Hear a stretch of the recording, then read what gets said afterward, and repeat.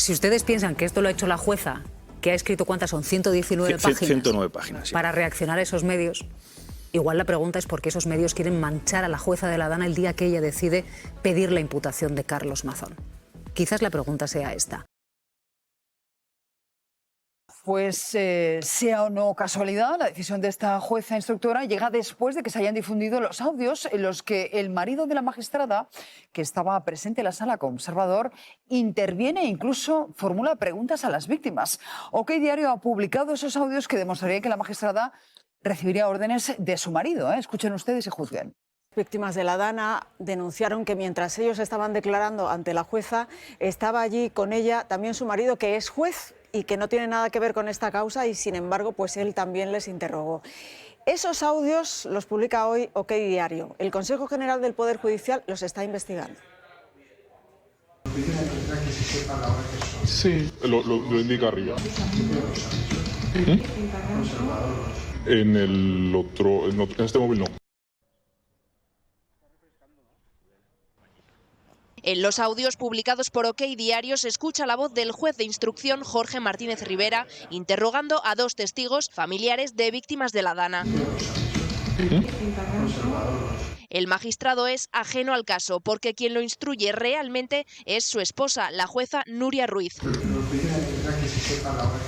Él no tenía motivos para estar presente en la sala. Su presencia resulta inusual. Participaba, daba indicaciones a su señoría. Acusa al matrimonio de magistrados de coacciones, revelación de secretos y prevaricación, entre otros delitos. No ha habido infracción a ese nivel. De cara a que se pueda declarar la nulidad, pues podría ser. No es la primera vez que la magistrada es denunciada por la forma en la que instruye el caso. La propia Salomé Pradas también se quejó hace un año de la presencia del marido en la sala. Según ella, se habría incurrido en una flagrante infracción del deber de secreto. El CGPJ ya ha abierto diligencias y está investigando si la jueza podría haber cometido algún tipo de delito. Hay una usurpación de funciones por parte del marido, una complicidad a la hora de su señoría. Pide además apartar a la jueza, suspenderla a ella y su marido de la carrera judicial y una evaluación psiquiátrica de la instructora que ha llevado el caso.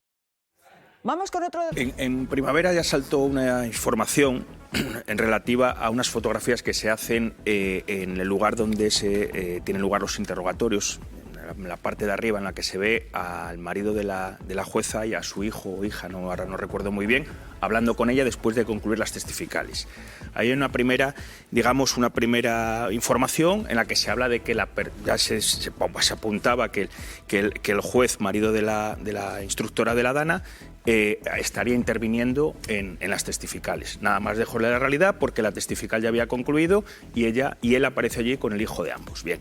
Y ahora conocemos efectivamente... Así que eso se aclaró. Eso se aclaró en su momento y hubo ya una queja remitida al Consejo General del Poder Judicial, una queja informativa para que se investigara efectivamente lo que aquí estamos comentando. Eso de momento no se ha sustentado, sigue, en el promotor de la acción disciplinaria del Consejo General del Poder Judicial, que es el que revisa estas quejas. De momento no ha tomado una decisión al respecto, pero bueno, son quejas informativas como cualquier ciudadano puede remitir al Consejo por cualquier actuación judicial que le parezca que no ha lugar, ¿no?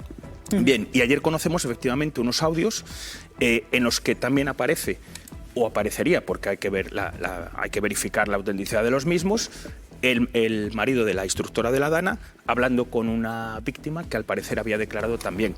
Evidentemente, si esto hubiera ocurrido dentro de la función jurisdiccional de una testifical, en las testificales de la Dana es que hay decenas de partes representadas, o sea, hay muchísimos abogados. Hubiera sido, notorio de que eso allí no se podría haber hecho.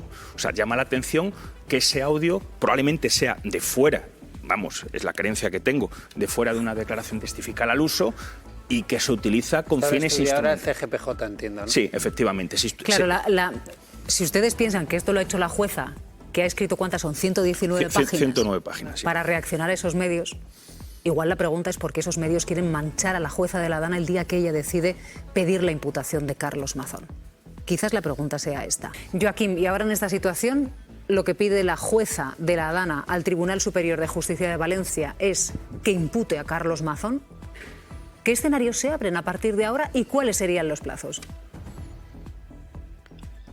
En mi opinión hay tres posibilidades esenciales. La primera es que acepte los planteamientos, el Tribunal Superior acepte los planteamientos de la jueza instructora y decida que debe ser imputado Carlos Mazón, y esto implicaría la asunción del conjunto de la causa, porque a mí me parece que no puede separarse por razones de continencia, porque podría dar lugar a resoluciones contradictorias. Es decir, que en ese supuesto primero el Tribunal Superior asumiría también la investigación contra Salomé Pradas y el exsecretario autonómico. La segunda posibilidad es que considerase que los hechos aportados por la jueza instructora sobre Mazón no serían constitutivos de delito y que por ello le devolvería digamos, la exposición, y la jueza instructora seguiría con la investigación contra los otros dos imputados.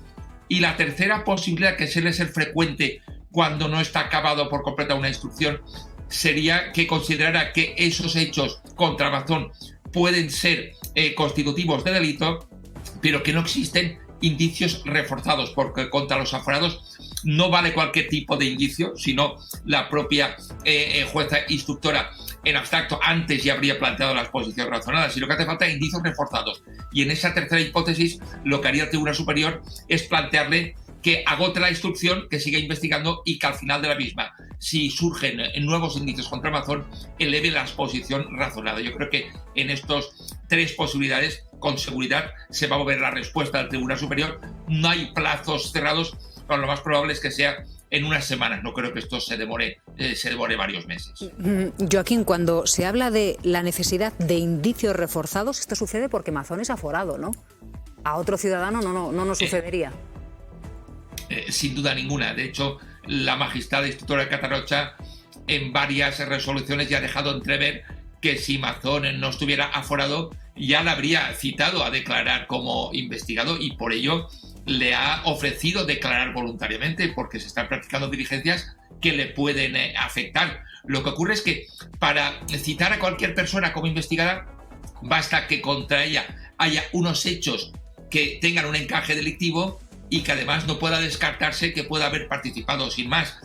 Para que haya indicios reforzados debe haber elementos más consistentes que vinculen a la persona con los hechos, y por eso para los aforados hace falta esos indicios de mayor entidad.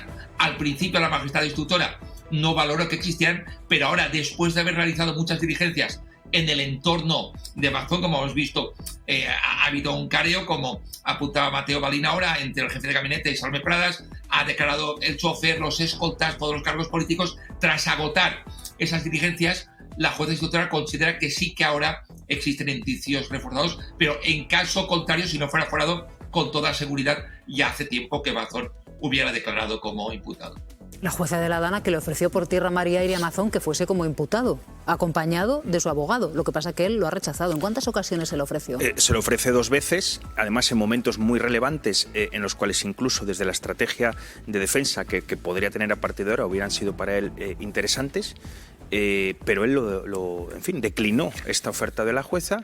Y claro, al final, cuando tú declinas y no asumes el control, la batuta de tu estrategia de defensa, y entran terceros en danza, en este caso su jefe de gabinete o el cambio que te comentaba de la estrategia de Salomé Pradas, pues le dejan una situación como la ha dejado, con esta exposición razonada de 109 folios, Silvia, 109 folios de exposición razonada que va a tener que analizar el Tribunal Superior de Justicia, que tendrá que nombrar ahora efectivamente un ponente para asumir si hay indicios de delito o no, y dar traslado a la Fiscalía. Es muy relevante. La Fiscalía va a tener que pronunciarse previamente sobre si los 109 folios de disposición razonada hay indicios suficientes para investigar a Carlos Mazón. Hay que también tener en cuenta que la jueza no deja de lado las referencias que ya le dio la Audiencia Provincial en aquel auto famoso en el que 6 magistrados le dicen abiertamente que puede investigar al entorno de Carlos Mazón en busca de indicios, que es lo que ha hecho la jueza, o sea que cumple a pies juntillas aquella indicación que le hizo la Audiencia Provincial de Valencia para el resultado del que hemos llegado ahora, que es esta exposición razonada que marcará efectivamente el futuro procesal de Carlos Mazón. A mí me ha sorprendido mucho que en el escrito de la jueza recoja, no pueden imaginarse con qué delicadeza, el caso, el punto en el que murieron, cómo fallecieron cada una de las 230 víctimas de la Dana, con nombre, con apellidos, cuáles fueron los últimos momentos recogidos, ¿no?, por boca de sus familiares. Llama muchísimo la atención la delicadeza que ha tenido para escribir este asunto, que es lo que afecta realmente a las familias y los 230 fallecidos. Efectivamente, Silvia, siempre se ha dicho efectivamente que antes del Saler, aproximadamente de los 230 fallecidos, ya se habían computado, registrado, porque esos son datos que están en el sumario, aproximadamente unos 150 muertos de los 230 se habían producido antes del Saler. De ahí que ella vea la negligencia de la tardanza en el envío de la alerta a la población, un envío de una alerta efectivamente que incluso no estaba con las indicaciones correctas, porque no incluyó eso de subirse a zonas altas, y eso es muy relevante. Y por otra parte, hay dos referencias que a mí me llaman mucho la atención también, que hace cuando asegura que Mazón no interfirió, no habló con el resto de consejerías afectadas por la emergencia, que también lo asume como una negligencia más. En el caso de la Consejería de Educación pone el ejemplo de una familia, Silvia, de 3 miembros, padre, madre e hijo, que van a buscar a su hijo al centro escolar de Aldaya, a sabiendas de que aún hubo clases, porque ella contrapone las clases que hubo en la mayoría de las escuelas del lugar, y en cambio en la Universidad de Valencia tomando la decisión de que ese día no hubiera clases. Pues ella dice, en Aldaya esta familia fue a buscar a su hijo y a la vuelta a casa fallecen. Y pone un ejemplo más, el director de un instituto de Cheste, que igualmente fue a dar clases porque no había una prohibición al respecto, y a la vuelta de camino a su casa fallece también. Pone esos dos ejemplos que llaman mucho la atención.